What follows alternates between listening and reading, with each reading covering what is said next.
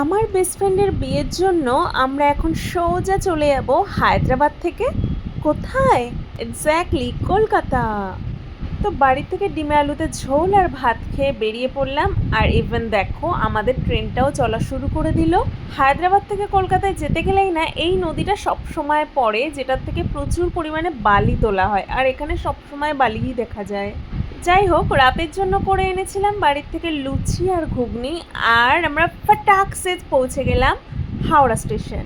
হাওড়া স্টেশনের এই দিকটায় না আমি কোনোদিন আসিনি। দেখো কত সুন্দর সুন্দর গাছ দিয়ে এই জায়গাটাকে সাজানো, মানে আমার তো ইচ্ছে করছিল এখানে বসে আমি ফটো তুলি আগে কিছু, বাট ওই যে দেরি হয়ে যাচ্ছে, অলরেডি 9টা বাজতে যায়। তো আমরা হাওড়া স্টেশন থেকে সোজা একটা ট্যাক্সি বুক করে চলে গেলাম শিয়ালদা স্টেশন। আর রাতের শিয়ালদা স্টেশন আমি এই প্রথমবার দেখলাম। তো এরপর ট্রেনে ঝুলতে ঝুলতে আমরা পৌঁছে গেলাম বাড়ি। তো stay tune for the next blog best ফ্রেন্ডের গায়ে হলুদ।